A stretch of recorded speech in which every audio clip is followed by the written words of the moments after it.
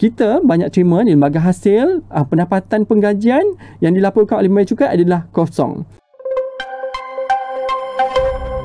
Seksyen 77B besar Akta Cukai Pendapatan 1967 membenarkan pembayar cukai membuat pindaan ke atas borang nyata cukai pendapatan ataupun e-filing yang telah pun dihantar kepada kami. Apakah prosedur pindaan yang dibenarkan? Jika tuan-tuan hendak membuat pindaan e-filing, berikut adalah langkah-langkah yang tuan-tuan perlu fokuskan. Langkah pertama, tuan-tuan perlu semak jenis pindaan yang hendak dibuat. Jenis pindaan yang kami maksudkan adalah bila mana tuan-tuan tidak melaporkan atau terkurang atau terlebih lapor pendapatan, terlebih atau terkurang tuntut pelepasan, derma ataupun rebate cukai yang kami telah tawarkan. Langkah kedua, tuan-tuan perlu semak tempoh pindaan. Tempoh pindaan yang dimaksudkan adalah tempoh akhir penghantaran e-filing. Langkah ketiga adalah kaedah pindaan yang dibenarkan. Kaedah pindaan yang kami benarkan di lembaga hasil adalah melalui secara atas talian, menggunakan surat rayuan atau yang ketiga menggunakan borang nyata terpinda. Yang terakhir, berapa kali pindaan dibenarkan. Hanya sekali sahaja pindaan borang nyata cukai pendapatan dibenarkan dibuat dengan pihak lembaga hasil dalam negeri Malaysia. Seterusnya, jom kita saksikan jadual yang telah pun kami bina untuk memudahkan pemahaman pindaan yang boleh dibenarkan. Permohonan pindaan yang dibuat di dalam tempoh iaitu ketika tempoh penghantaran borang nyata cukai pendapatan ataupun e-filing. So, taksiran pindaan akan dibangkitkan oleh pihak lembaga hasil seperti pengiraan biasa tanpa sebarang penalti tersilap lapor. Kita pecahkan pindaan ini kepada dua keadaan iaitu keadaan pengurangan cukai. Dua adalah peningkatan cukai. Apa yang saya maksudkan dalam pengurangan cukai adalah bila mana tuan-tuan terlebih lapor pendapatan atau terkurang tuntut pelepasan. So, contohnya tuan-tuan terlupa letak EPF, SOM, terlupa campurkan, tersalah asingkan anak yang bawah 18. So, tuan-tuan boleh baiki semula terkurang tuntut pelepasan ini. Apakah yang tuan-tuan boleh buat jika berlaku kes pengurangan cukai? Satu, untuk kaedah manual. So, bila kaedah manual, tuan-tuan perlu buat surat rayuan. Dua, tuan-tuan perlu cetak semula BNCP yang telah pun dihantar. Tiga, tuan-tuan perlu lampirkan dokumen sokongan bagi pendapatan yang tuan-tuan terima atau tuan-tuan peroleh. Dan yang terakhir, tuan-tuan perlu lampirkan ke semua dokumen sokongan untuk pelepasan-pelepasan yang dituntut serta rebate yang tuan-tuan hendak tuntut. Ya. Dan ke semua dokumen di atas, tuan-tuan perlu hantarkan kepada cawangan fail cukai tuan-tuan. Untuk kaedah permohonan secara atas talian online, tuan-tuan boleh ke e-filing Easy Hasil. Tuan-tuan pilih butang e-permohonan pindaan BE. So, di dalam butang berkenaan, tuan-tuan boleh isi pindaan-pindaan yang tuan-tuan nak buat dan hanya individu yang menghantar EBE sahaja boleh membuat pindaan ini. Ya.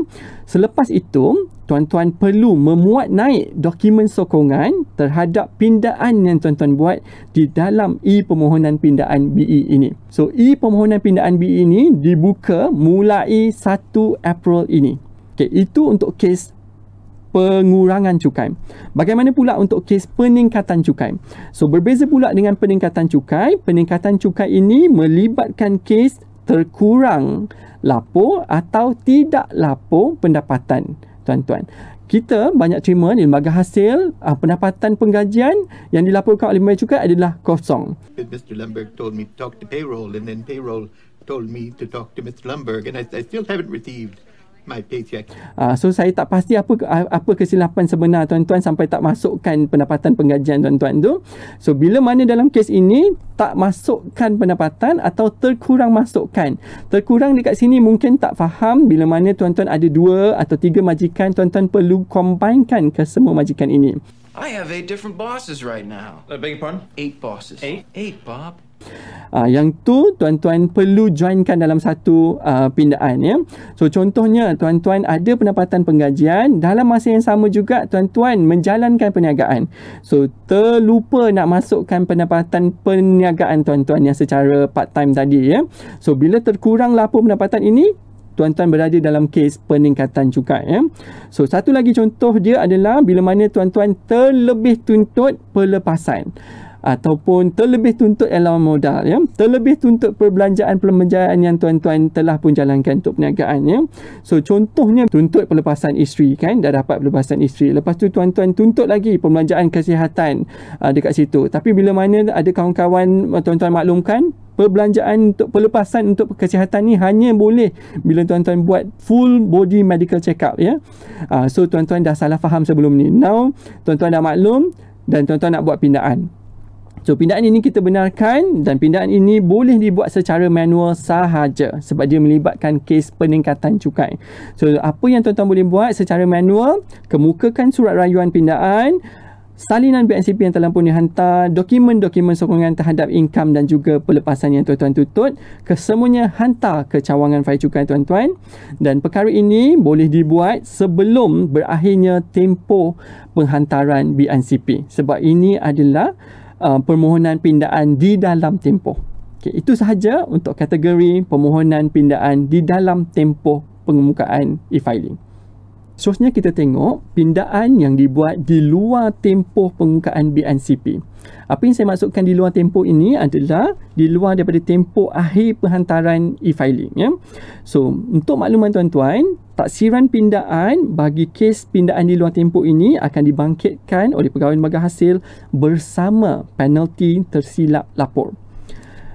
Kita pecahkan juga kes pindaan di luar tempoh ini kepada dua, iaitu kes yang melibatkan peningkatan cukai dan juga pengurangan cukai. So, untuk kes peningkatan cukai ini, tuan-tuan boleh menghantar pindaan kepada lembaga hasil menggunakan borang nyata terpinda. Bagaimanakah tuan-tuan nak dapatkan borang nyata terpinda ini? Tuan-tuan boleh pergi ke website lembaga hasil, pergi ke bahagian borang, klik muat turun borang, lepas tu tuan-tuan pergi ke bahagian individu. So, di bahagian individu, tuan-tuan boleh pilih kategori tuan-tuan. So, kalau tuan-tuan yang menghantar borang EBE, individu yang tidak menjalankan perniagaan.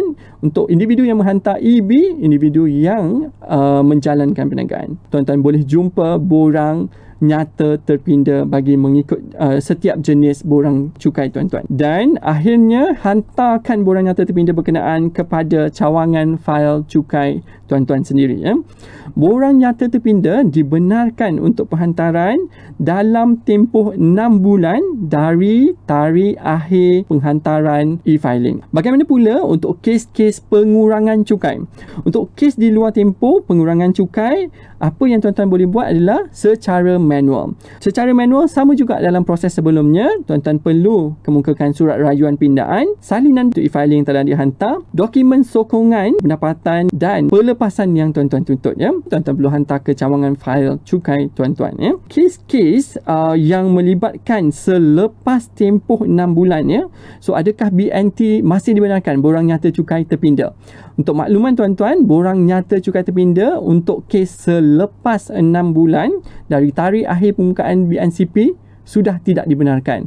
Apa yang tuan-tuan boleh buat adalah buat rayuan pindaan secara manual juga ke cawangan fail cukai tuan-tuan. Itu sahaja yang boleh saya kongsikan, kaedah-kaedah pindaan yang boleh tuan-tuan buat kepada pihak lembaga hasil dalam negeri Malaysia. Berapa kali pindaan ini dibenarkan? Hanya sekali sahaja pindaan borang nyata cukai pendapatan dibenarkan dibuat dengan pihak lembaga hasil dalam negeri Malaysia. Untuk itu, kami di peringkat lembaga hasil menasihatkan tuan-tuan untuk sentiasa pastikan setiap butiran itu adalah tepat dan sahih.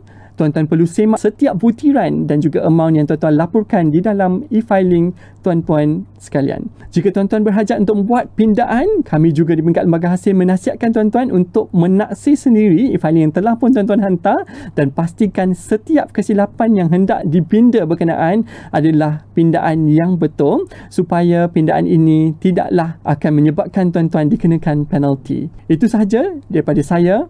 Assalamualaikum warahmatullahi wabarakatuh dan terima kasih. Bersama membina masyarakat, Rahmah TV.